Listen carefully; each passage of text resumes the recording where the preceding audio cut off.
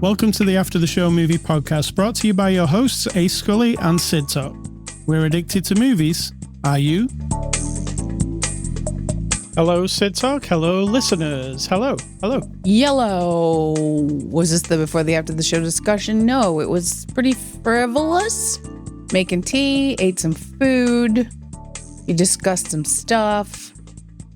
And that's about it. It was not very exciting. I enjoyed it. Tracking a package, of course, as we all do these days. Tracking packages. Packaging. That's it. Aye. All right. So that's it. Have we finished? That's it for the whole before the after the show. Everything between the movie and now, that was it. All right. So it is Saturday, May the 9th, and this is After the Show, episode 942, your weekly movie review podcast. And this week we bring you the movie Ready or Not 2, Here I Come. Out now on streaming, rated R. Its runtime is 1 hour and 48 minutes, and it's from Searchlight and Disney, who sent us a copy for review. Sid Talk, can you give us the synopsis of the movie Ready or Not 2, Here I Come? Well, it's a sequel. So if you don't know the first one, I guess I can tell you that it's about a game of death and destruction and a little bit of Satan worship thrown in. Spoilers. Is that fair? Well, it's a number 2. A sequel, spoilers are off the table, right? Because a movie already exists. I guess they kind of explain what happened in number 1 at the beginning of number 2. All right, Ready or Not 2, Here I Come. I really enjoyed Ready or Not. It was one of my favorite horror movies from when it came out, 2016. Is it horror? It's just violence. I think it's a horror movie. Horror. Oh, I just think it's violence for the sake of it. Horror, it's along the lines of The Purge or... I guess I don't think of those as horror movies either. I don't know why. All right, then. Not horror, but... I mean, it can be if you want. It doesn't scare you, but it is brutal, let's say. Brutality. Brutal, yes. Yeah. All right, so Ready or Not 1, she was being chased around a mansion by a family in a deadly game of hide and seek. Ready or Not 2, she's being chased around a mansion. Oh, a hotel, sorry. Is it a hotel? Golf course? Resort By deadly families. Yeah. So the stakes are higher.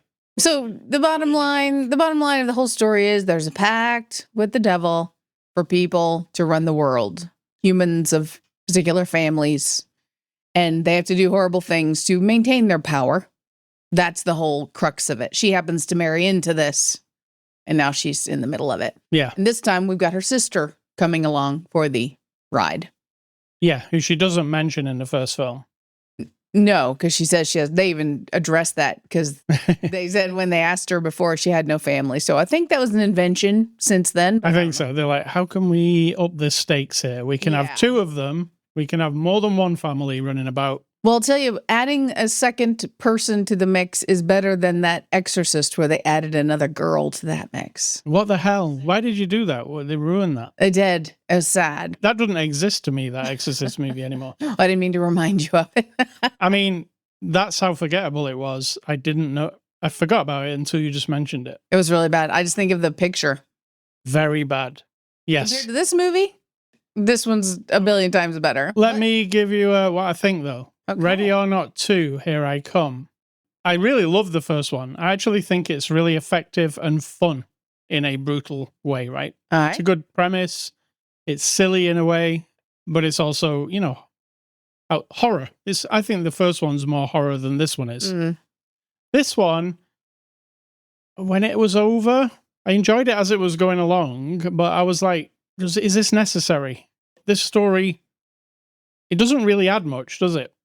It just makes it a bit bigger. I disagree because I didn't understand all the complexities of this pact and this council. You know what this council reminds me of? The way John Wick is organized. Right. There's some secret organization run by some bad people. This time it's run by the devil. There's a lot of rules. There's a lot of rules that for some reason an entity who can cross all dimensions of time and space and be the most evil thing that people can conjure up in their minds has to adhere to some stuff written in a book. I find it A lot of book. Hilarious, that whole concept. But, the rules bind it all together. But do they, right? You have to establish the rules in order for us to know how our heroines, plural, can break the rules and get away with it. Yeah. And I liked it, but I'm finding, I don't know if it's my age or it's the integration of brutality and violence in the stories that were being told in the movies that we're watching. But there are times when it's like, what is your fucking point of having this being extreme brutal, right? Either implied or actual. Now, we have bad people in this movie, and there is no holds barred for them. So I get it. The brother, Buffy, the Vampire Slayer, her brother, is terrible. He's going to be brutal. We learn that he's terrible and horrible. But then there's just moments of like, I don't need the extra kicking and I don't know. I don't know what it is. It's like the cumulative effect is that it is boring versus the power of like injecting moments of the brutality, which, I mean, we're talking about big stakes here and horrible people. So it's necessary, I guess. But it just sort of starts to make you like anesthetized to it. That's the only negative, really. And I mean, the story does kind of be like, okay, I get it. She's either going to succumb to the urge to be all powerful, or she's going to say F you to everybody and try to screw it up somehow. Those are the only outcomes, really. Well, I was on another thing because I was thinking it wasn't brutal enough. Oh, okay.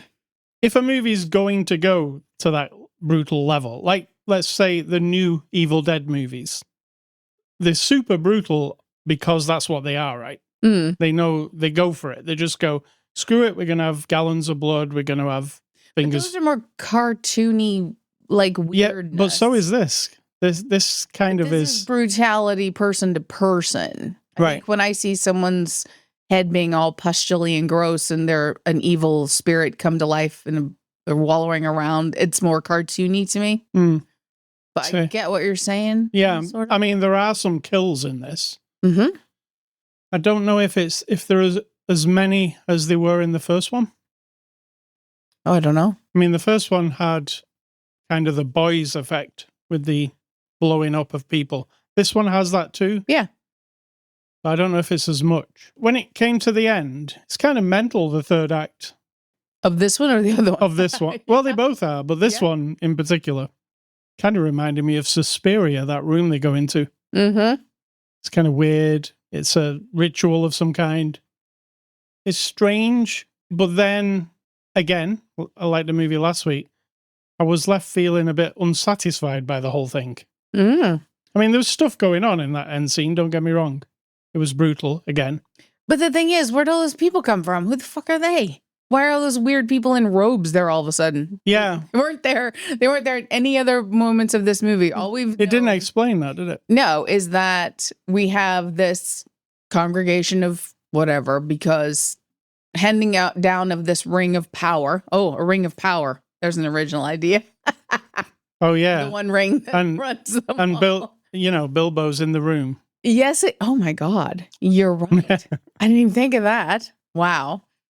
But that, and then you've got, she went through this with the family first movie, right? So we know that group of people were involved. And now we've got this set of people that we're introduced to individually. They are cardboard cutouts. They're all very cartoony, of course, individuals. So these are the people we're dealing with. There's like 12 people, 13 people altogether, including staff and all that, right? You get familiar with them. Mm-hmm. Then you're getting to the last act of the movie. You go down to this weird cellar with like Rembrandt paintings everywhere or whatever. And there's like 50 more people. Yeah, I guess we needed a lot of people for that end scene. Yeah, but it doesn't make sense. Because I was like, who are these people? Are these just help? Said, welcome, this is the council. These are the other members. Because if these other members matter so much. Right. But they can't matter because the only one who matters is the one with the ring. They could have done it with one line, like the rest of the council are now here, so let's have this. Yeah. And here's the other question. If the person with the ring is the one that matters, mm-hmm. why are all those other people even involved? Is it just so that this devil Keeps character passing it can- on. Yeah, but he could do anything he wants. I believe right? the devil's just doing it for fun. It's like his reality TV Okay. Just Yeah. sits and watches all these with his little fork tail and greedy his jerk off yeah. people. Okay. Yeah, I think so. Yeah. I have questions. This is why that bugs me. In fact, that's how episode 3 should begin. It should be a couch and the camera zooms out and it's the devil sat on the couch watching this go down. And he's like, hey, it's time for a new episode. And then the movie starts. There you go. You can have that for free. I like it. I really like Samara Weaving in this role. And they do it. She puts the bride dress back on. You'll be like, why? But she does, right? Absolutely. And a sister was a good addition. Yeah. And don't forget, did we mention that this movie starts the split second the other one's ending? There's no time. Yeah, even though there's been 7 years between the movies in being reality, made. But for them, she comes out of the house that's on fire and that's where this. And it's seamless. I wasn't like, oh, this is wonky. Because now she's 7 years older, because it doesn't look any different. Did you notice anything? No. I'd have to watch the other one. Well, that beginning part where she sat on the steps, I'm assuming is from the other one. Or did they pull a trick and film it again? And I then think they filmed it again. Ah, Of course. sneaky. Yeah. Sneaky. Yeah, it is good. It's good the way it opens. It's pretty stylish, the movie. You know that movie, The Hunt, which was pretty fun? Yes. It was kind of... Wasn't Sarah Michelle Gellar in that too? Maybe? I don't think so. It was... Hilary Duff? Yeah, Hilary Duff. No, not Hilary Duff. Hilary Duff. She's Hilary a singer. Swank. Hilary Swank. Yeah, The Hunt. It reminded me a bit of The Hunt, but more of a comedy version. I mean, The Hunt's got some black comedy, but this one, compared to the first one, I felt like it was a little bit goofy. Like cartoon. Yes. You know, like we say every week, pretty much. Mustache twirlers. Yeah. Everybody's one of those. And they're all larger than life. Everyone's horrible. You hate everybody immediately. Everybody, except the sister, and you have no reason to hate her. So. And you're like, oh my God, when they're all pulling up in front of the building and they're coming out of their limousines, you're like, could anybody be worse than this guy? And then another guy gets out, you're like, oh yeah, that guy. So it's like a line. Representing these very wealthy, very obnoxious people that you think, can you all just go in the pit right now? Can we just take the ring, put it on a little table somewhere, and let everyone die a horrible death? Yeah. You know what else I would have liked? Do you remember, like, in the first one, they even mention it in this movie, where she pulled a card and it was hide and seek, but it could have been any number of things, right? Mm-hmm. I would have liked this one not to be hide and seek and be... Right, they kind of lazied out on that because they said we have to do the same thing we did before. Yeah, I know, but they didn't have to, did they? They could have chose a different thing. They could have gone hop, skip, and jump. No, not that, but you know what I'm saying. Yeah. Something else. A game of chess. That'd be a weird. Red Rover. You know, something creepy-ish. Yeah, but they just decided to go with exactly the same thing. But I do think if they make a third one, they should choose a different game. But I guess hide and seek's the best one, right? Mm-hmm. It's the best one if you're going to put somebody in danger and everybody's coming at them. I don't know. Yeah. And also, another little complaint I've got with this, and I know the first one was kind of small scale because it all took place in one building, but I felt like if this was trying to go bigger, they didn't like use that enough. They did a little thing with the golf carts. Golf course. And then back in like a resort, like The Shining. Yeah. You know? They still contain the whole thing. And then the beginning, it makes you believe, oh, look, they're in this big open place, but then the rest of the movie just takes place in a building. Because once they get inside that building, it's just running around the building. Yeah, and I feel like the only reason we're going in the big building is to go into the laundry room. Yeah. So that guy could go in that machine. And the room where the two ladies fight to the song. Yeah. With they're both blind because they've been pepper sprayed. Yes, because there was a wedding going on. So it's a room that's been... Quite like that scene because I thought it was pretty funny. It was. Because the lyrics to the song kind of, you know, it's one of those. I thought it was funny. It was just two ladies fighting brutally to the song. Blinded by pepper spray. To the song Total Eclipse of the Heart. Aye. Yeah. It's funny. So let's get on to the cast. Samara Weaving, she's back as Grace Macaulay. What do you think? She does a good job of being like traumatized by all the shit she's dealing with. You know what? She really does a good job of screaming. She does. She's a good screamer. And I guess that's a good thing if you're in horror/action movies, right? To be able to scream hard. Catherine Newton plays Faith. She's her sister. Oh, Grace and Faith. They both got... They addressed that in the movie. Did you not hear them say? I did. So what do you think of Faith, Catherine Newton? She does a good job, too. I feel, unfortunately, that the way we meet her in the beginning where she's chewing her gum and she's pretty sassy, it kind of melts away as the movie goes. She doesn't say quite as feisty. Do you know what I mean? Yeah. Because she does that well. So Like, I would like for her to keep chewing her gum, even though I hate watching people chew things. But she was chewing her gum and popping it. Even on the poster, it's got her blowing a bubble. So for that to have become something would have been interesting. But I can't have everything. we've got Elijah Wood. I said he was Bilbo earlier, but he was actually Frodo. Yeah, he's Frodo. He plays the lawyer in this movie. I like him. He's just... I mean, we just saw him in Yellow Jackets. I liked him in that. Mm-hmm. He's kind he's of... also in Sin City. Yeah, he's kind of an interesting actor. I just find him, I don't know, he's kind of off-kilter a little bit, no matter what he plays. Yeah. Unless he's Frodo. Is Frodo off-kilter a bit? Probably. Right? Frodo's kind of just good, though, isn't he? In this, he's the lawyer for the devil. Yeah. He plays it quite well. It's exactly what I thought when he got the book out. There's a lot of rules and laws and rules to this. And you know when he knew that somebody was about to explode and he just ducked behind his little... Yeah. Because he's like, I've seen this shit before. Yeah, when your time is up with this little game that is played by Mr. Satan, you literally just explode. Like the blood of your whole body just explodes into... It makes you wonder if that lawyer is like thousands of years old as well. That's what I was hoping we'd get a little more information about him. Yeah, because he's fully in charge of the whole thing. Like, on this realm at least, he's the one who's making sure the rules are followed. Seems like it. We've got Sarah Michelle Gellar as Ursula Danforth. She's a mustache twirling family member. Obviously, she's Buffy, and there are some Buffy kind of things. Seems like it. I like her. But underutilized, I think. Yeah. Right? She could have been more... I would have had her be more than what she is in this. Yeah, the main thing is the family that had the ring and had all the power, and now we're going to lose it because the bride is in play, so to speak, and all these other families can now get a chance to get the one ring that rules them all. So Buffy and her twin brother are the ones that they're trying to get the ring over everyone else because their family has had it already. We don't know the history of that.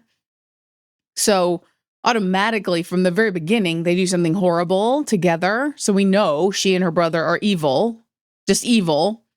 And then you can't come back from that, I don't think. So then trying to make her later in the movie be like, look, she's not as bad as you think. Yeah, but she is. Yeah, she is. You can't undo what you've But they were already. trying to do that, weren't they? Yeah, but that's the problem. They never gave her a moment in the beginning of showing her compassion because she was the one who seemed the worst. Right. And then the rest of it just felt like a trick, even though it wasn't, because we know what happens.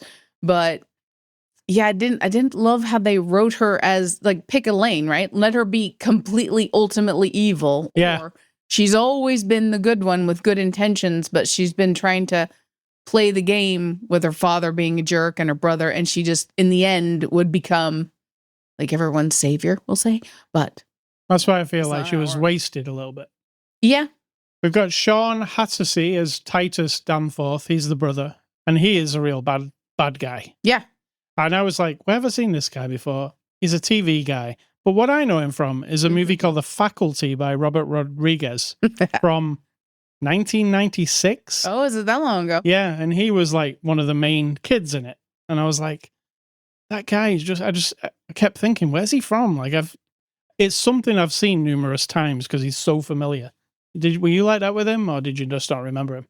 I just feel like I'd seen him kind of, sort of, but it doesn't ever bother me the way it does you. You get very obsessed. I do, and then I have to know. Yeah. But I don't want to look it up because I want my brain to work.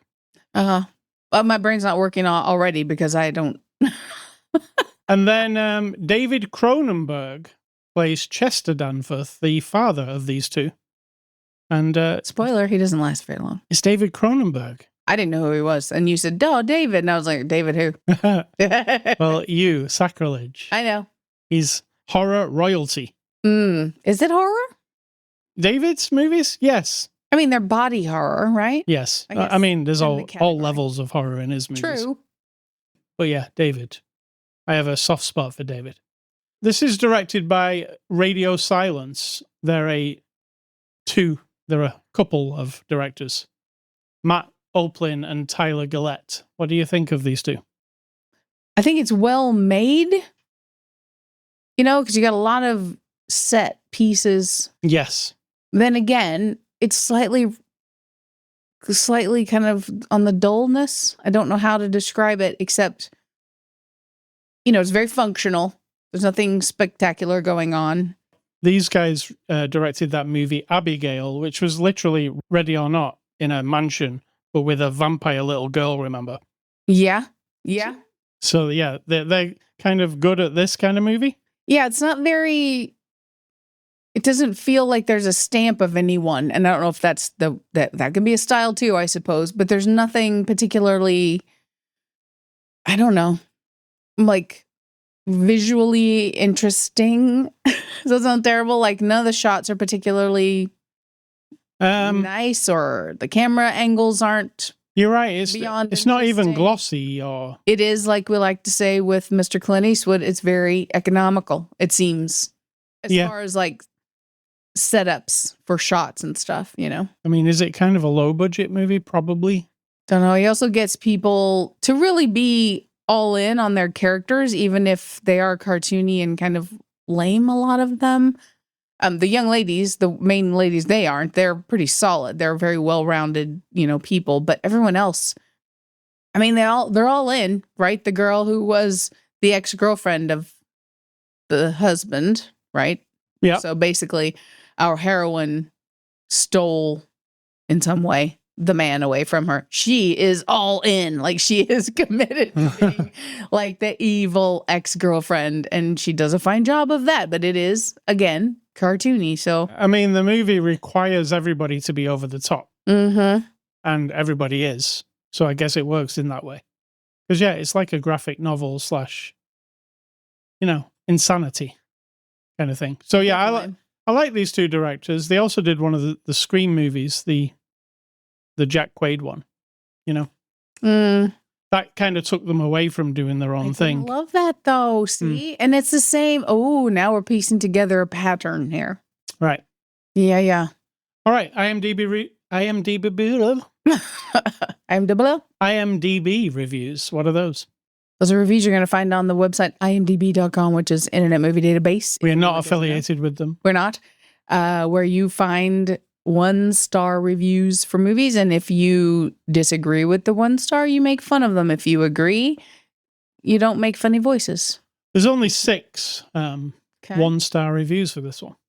Right. But first one says, weak and terrible acting. The worst movie I've ever seen. Worst movie ever seen. It's a classic. No real explanation as to what is even happening in the entire movie. So flawed. You're just adding a sibling to make the movie more appealing. Well, that is what you said. Family. I'm saying. Wrong movie. Wrong franchise. Another guy says, Scream 7.5. So much unnecessary screaming from the lead actress. I actually like the screaming from the lead actress. Thank you very much. Why kill Kevin Durand after 2 minutes of screen time? He was the guy who was snorting coke at the beginning, by the way.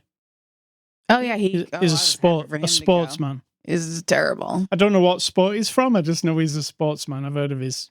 When isn't he also in something else we saw where he was just a real bad character of some kind? I don't recall him in anything else, but maybe. The one with, what's his face? Yeah, that one. Yeah. Gyllenhaal. Oh. Jake. And he went to that beach place where he had to like do something at a bar. Oh, And then there was like a jerky guy. you're talking about Roadhouse. Yes. I don't And know. wasn't this He guy? he might have been in that. Might have been. There was like a Yeah. really horrible character in there. Yeah. All right. Third guy says a sequel that nobody asked for.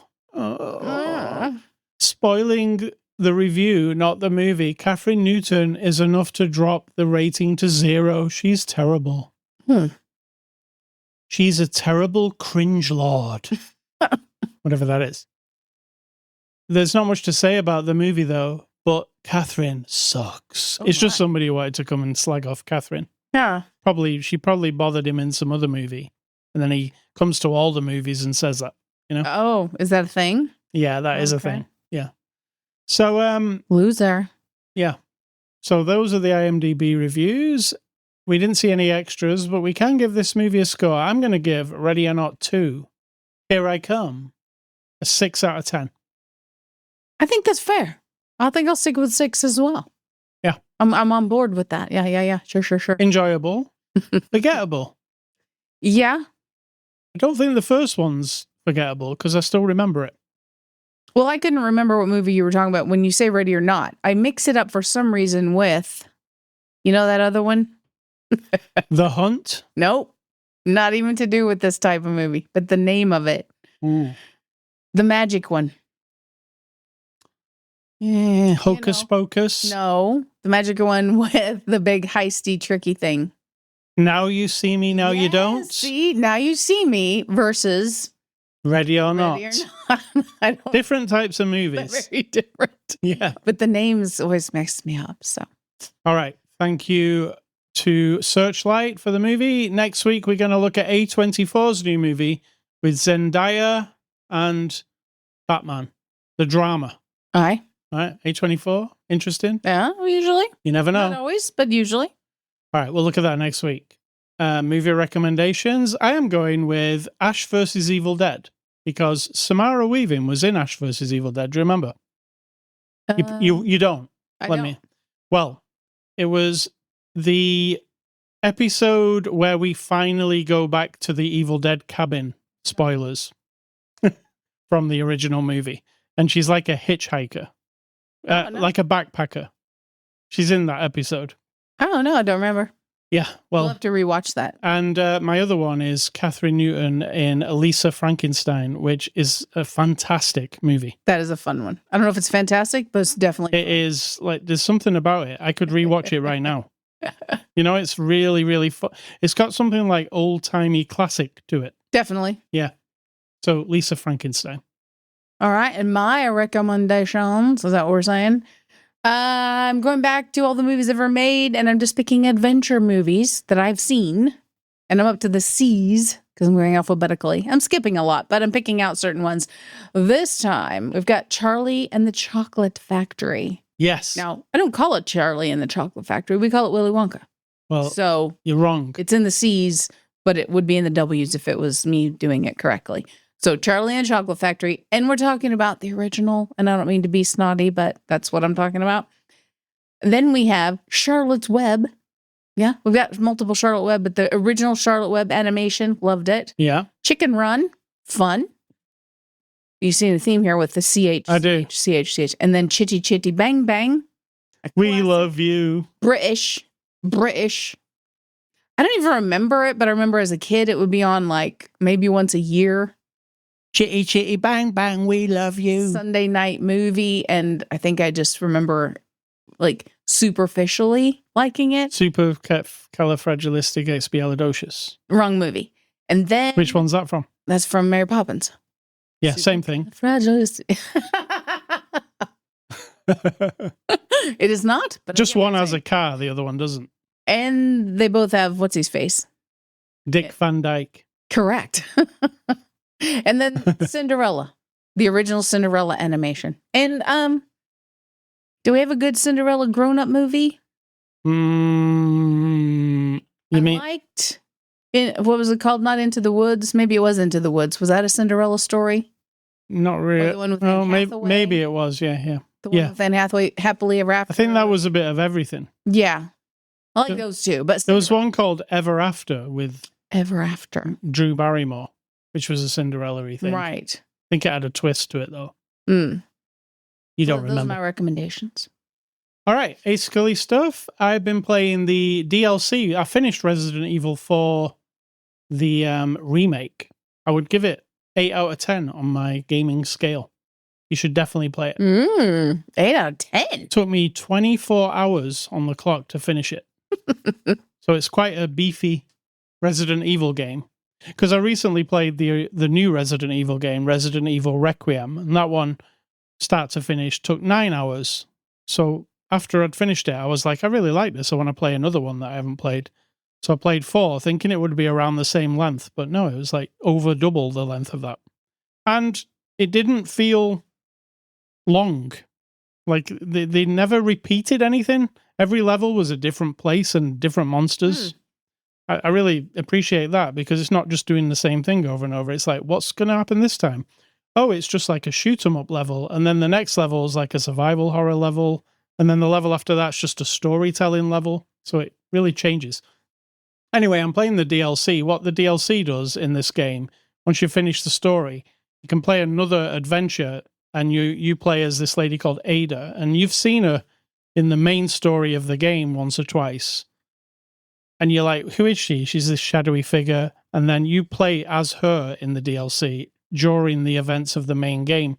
So occasionally you'll see Leon run past and she'll be like, oh, look, there's Leon, you know. So it's playing the game from a different person's perspective. But it's also, she's got a completely different moveset. She's got a grappling hook. She can go up on top of roofs and stuff. Where Leon can't. He has to run along on the floor. Loser. But you find out that she is helping Leon along the way. Some of the main events in the Resident Evil 4 game, where you're like, what happened there? I don't quite get it. Well, she was kind of responsible for a lot of that stuff. So it's fun to play, seeing the other side. And that's why it's called Separate Ways. They both split up at the beginning of the game. Dinner is spinach pasta that I'm making. Dinner tonight? Yes. Very good. From Spinach. a meal box? Spinach pasta from the Home Chef meal box. And what's your advice? And let's get out of it. Well, my advice is, of course, not advice. It's just, I've probably said it before. So if you've listened to all 941 previous podcasts, probably heard this one before. But if you're keeping track that close, much appreciation, respect. If you're like me, you would have forgotten that I said it. So we're all good. But you know that thing, that cult mind that people get when they stumble across like a new hobby or a new idea or a new diet or something like that. And all of a sudden they're in the cult of it, right? It like sucks out their personality and they're consumed. And I don't mean consumed like you and I have our things. You're learning guitar, you're really into it, you want to learn all this stuff about it, but you don't proselytize or whatever that word is, that everyone should play guitar and that every sentence out of your mouth isn't about guitar. And you don't start judging other people in the guitar world for what guitars they play and don't play and then start nitpicking. You know what I'm saying? Like you haven't fully gone into the cult of guitar. Yeah. No. Right. I don't usually fall for that kind of thing. I don't either. That's what I'm saying. But it's like you know, when I say to people we're vegetarian, they almost get afraid. Like I'm going to start preaching at them about not eating animals. Like, and you and I don't give a shit, right? You can eat your own foot. I don't care. Like, I don't care what, I wouldn't recommend it. I did. Well, I did last week and now I'm having trouble. Well, that means you're no longer vegetarian. You're something else completely. But Humanitarian? I just think those things, all of it, and this is going to piss some people off and that's okay because I don't care. But like, even like religious ideologies, just philosophical ideas, politics, people dive into this shit. And then what they want is what they've now become part of the cage or the trap of it, right? It's an entrapment. And then they want to pull you in with them. And yet, what people don't seem to understand about all of it, even if you become, this is just a living, maybe this is what sparked my thought about this. There was a lady at a place where I went today to like a store, and she had on this top that had on like a t-shirt that said something about wellness. And then it was like a supplement store where you go and buy your vitamins and everything, And as I'm walking in, and it's a small little place, and she's telling the lady at the desk, and she's trying to get her to come to the store, and hey, I can set you up with this, and the lady was just like, well, no, thanks anyway. And she just kept on and on about it. And I'm like, that is what I'm talking about. She might fully believe in the benefits of all these supplements and the protein powders and all that shit, right? And she's trying to pull, but she's now part of a trap or a cage, and she's the bait that someone else created so she can pull someone else in to get their money and their time and their mind. And I'm not opposed to people getting into stuff, but if you look around enough, if you're willing to be honest, you will see this all the time. And it's scary. It just seems to be part of human nature. It's kind of creepy. And I think you and I don't have that. I don't know what it is. And you never know. Something could come along that turns me into the cult mind, but I haven't found it yet. You're not in the photography cult? No. And we're vegetarian. I don't care if you're not vegetarian. I don't have children. I don't give a shit if you have children. You have 50 kids. I don't care. I'm not a populist or whatever they're called. Population, anti-birth people. I'm not one of them. I'm not anything. I choose in my life the things I choose. They're not attached to cages and traps and cults and systems and like entire things where it's like a river. You jump in stream and that's it. You're going for the ride. You know what I mean? So I'm just not that. So I'm not telling you not to do it. Just be aware. That's it. All right. Thank you, Sid Talk. Thanks. Well said. Questionable. Yeah. Thanks. All right. You can catch this podcast on ascully.com, Spotify, iTunes, Amazon Music, YouTube, all the places that podcasts are available. You can catch us on social media as well. X, Instagram, Blue Sky, Threads, TikTok. Maybe we'll be there. Maybe we won't. And stay classy, Ready or Not 2, because I'm sure there'll be a 3. Aye. And I'm going to say, think for yourselves, because if you're not doing it, someone is definitely doing it for you.